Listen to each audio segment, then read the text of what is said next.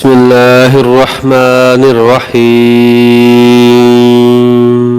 السلام علیکم میرے پیارے معزز خواتین حضرات۔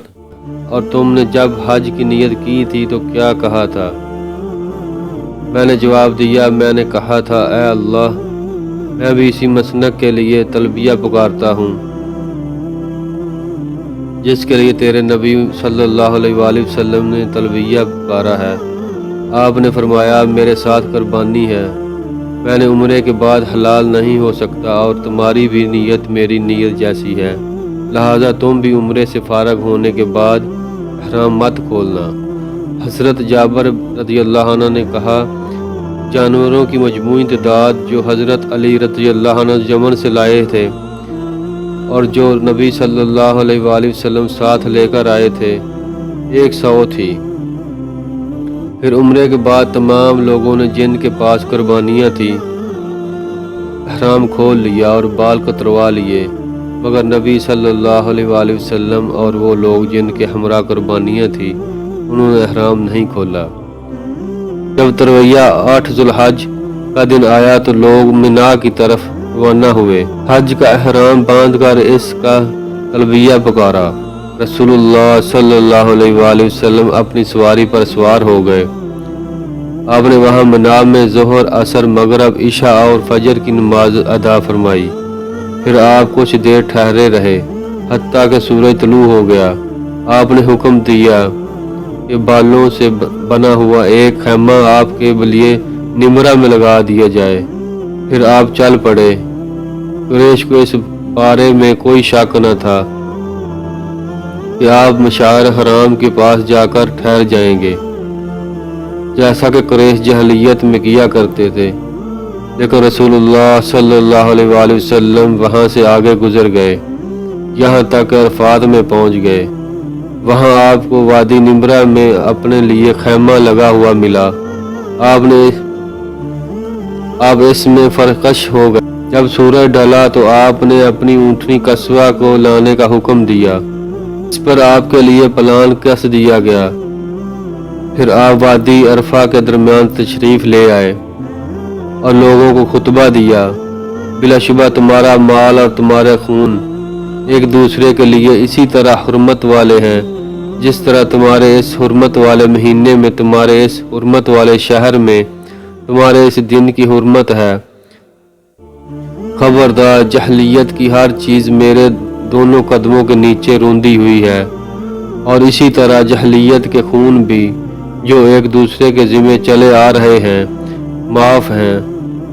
آج کے بعد ان کا کوئی قصاص نہ ہوگا، نہ دیت۔ ہمارے جو خون بہہ گئے ان میں سب سے پہلا خون جو میں معاف کرتا ہوں اور ربیعہ بن حارث کے بیٹے کا ہے، جو بنو سعد قبیلے کے ہاں دودھ پی رہا تھا اور اسی قبیلہ مزیل نے قتل کر دیا تھا۔ اسی طرح جاہلیت کے تمام سود بھی معاف ہیں، اور سب سے پہلا سود جو میں معاف کرتا ہوں وہ ہمارے خاندان کا سود ہے، وہ پورے کا پورا معاف ہے۔ لوگ عورتوں کے معاملے میں اللہ سے ڈرو، تم نے انہیں اللہ کی دی ہوئی امان کے ساتھ اپنایا ہے اور ان کی شرمگاہوں کو اللہ کے کلمے کے عہد کردہ پابندیوں کے ذریعے سے اپنے لیے حلال کیا ہے، اور تمہارے ان پر یہ حق ہے کہ تمہارے بستر پر کسی ایسے شخص، مرد و عورت کو نہ دے جسے تم ناپسند کرتے ہو۔ اگر وہ ایسا کریں تو انہیں ایسی ضرب لگاؤ جو سخت نہ ہو، اور تم پر معروف طریقے کے مطابق ان کے کھانے اور لباس کی ذمہ داری ہے۔ میں تم میں ایک ایسی چیز چھوڑ رہا ہوں کہ اگر تم نے اسے مضبوطی سے تھامے رکھا تو اس کے بعد تم ہرگز گمراہ نہ ہوگے، اور وہ اللہ کی کتاب ہے، قرآن مجید۔ تم لوگوں سے میرے بارے میں پوچھا جائے گا، بتاؤ کیا کہو گے؟ انہوں نے جواب دیا، ہم گواہی دیں گے کہ بلا شبہ آپ نے کما حق دین پہنچا دیا ہے، اللہ کی طرف سے سونپی گئی امانت ادا کر دی، اور آپ نے امت کی ہر طرف سے خیر خواہی کی۔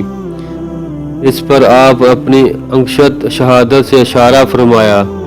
آپ اسے آسمان کی طرف بلند کرتے تھے اور پھر اس کا رخ لوگوں کی طرف کرتے تھے اور فرماتے تھے، اے اللہ، तू गवाह रहना, ऐ अल्लाह तू गवाह रहना। आपने 3 मरतबा ऐसा किया। फिर आपने अजान कहलवाई, फिर अकामत कहलवाई और लोगों को ज़ोहर की नमाज पढ़ाई, फिर अकामत कहलवाई और असर की नमाज पढ़ाई।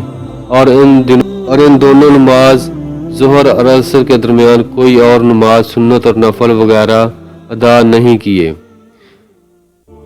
इसके बाद रसूलुल्लाह सल्लल्लाहु अलैहि वसल्लम अपनी सवारी पर सवार हुए और अरफात में अपनी जाए वकूफ़ पर तशरीफ़ ले आए। आपने अपनी ऊँटनी कस्वा का पेट बड़े पत्थरों की जानब किया, बड़ी बड़ी चट्टानों की बिल्कुल ऊपर ऊँटनी को खड़ा किया और पैदल चलने वालों के रास्ते को, जहाँ लोगों का इज्तिमा था, सामने रखा और किबला की तरफ रुख किया और वहीं ठहरे रहे हत्ता कि सूरज गुरूब हो गया। इसकी जर्दी भी किसी कदर छट गई और सूरज की टिकिया भी गायब हो गई। फिर आपने हज़रत असामा रज़ी अल्लाह अन्हु को अपने पीछे सवार किया और मुज़ल्फ़ा की तरफ चल पड़े। आपने अपनी ऊँटनी कस्वा की महार तंग रखी, हत्ता कि इसके सर पलान की अगली लकड़ियाँ को छू रहा था। अब अपने दाएं हाथ के इशारे से फरमा रहे थे, ऐ लोगो सुकून सुकून। जब आप रेत के टीलों में से किसी टीले के करीब पहुँचते तो ऊँटनी की महार कुछ ढीली कर देते ताकि वो आसानी से इस पर चढ़ सके। आप इसी तरह चलते रहे हत्ता कि मुज़ल्फ़ा तशरीफ़ ले आए। वहाँ आपने एक अजान और 2 अकामतों से मगरब और इशा की नमाजें अदा फरमाई और इन दोनों नमाजों के दरमियान कोई नफल नहीं पढ़े। फिर आप महू अस्त्रहत हुए हत्ता कि फजर तुलू हो गई। जब सुबह खुली तो आपने अजान और कामत से फजर की नमाज अदा फरमाई। फिर ऊँटनी पर सवार हुए हत्ता कि माशर अल हराम आ गए।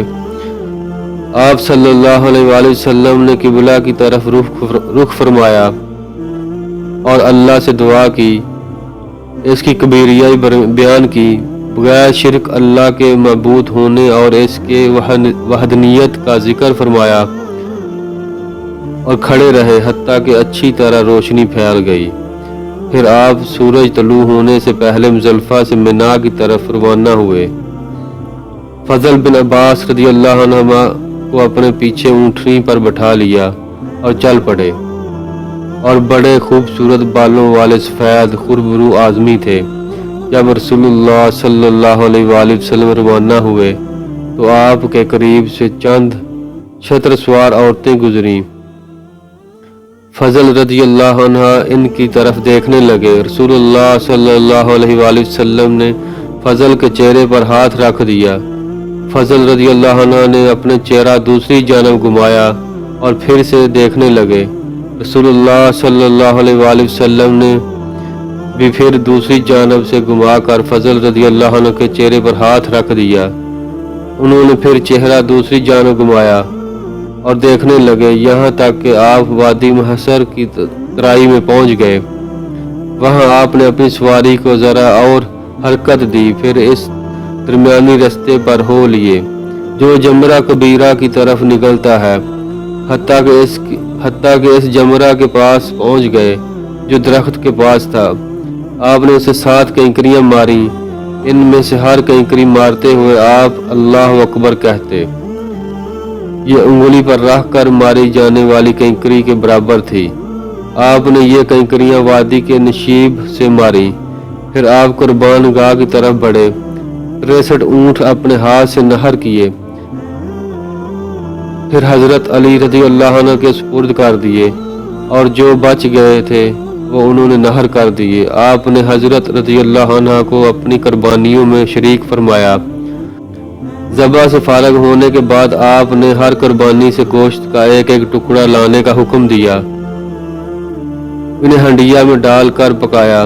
रसूलुल्लाह सल्लल्लाहु अलैहि वसल्लम और हज़रत अली रज़ी अल्लाह अन्हा दोनों ने इन कुर्बानियों का गोश्त खाया और शोरबा नोश फरमाया। फिर आप सवार हुए और बैतुल्लाह की तरफ अफवादा फरमाया। तेज़ी से बढ़े। ज़ोहर की नमाज मक्का में जाकर अदा की। اس کے بعد آپ بنو عبد المطلب کے پاس تشریف لائے جو زمزم پر حاجیوں کو پانی پلا رہے تھے۔ آپ نے فرمایا، اے عبد المطلب کی اولاد، خوب پانی نکالو۔ اگر مجھے یہ خوف نہ ہوتا کہ لوگ میری سنت سمجھ کر پانی پلانے میں تم پر غالب آنے کی کوشش کریں گے تو میں بھی تمہارے ساتھ ملا۔ 8 ذوالحج کا دن آیا تو لوگ منا کی طرف روانہ ہوئے۔ حج کا احرام باندھ کر اس کا تلبیہ پکارا۔ رسول اللہ صلی اللہ علیہ وآلہ وسلم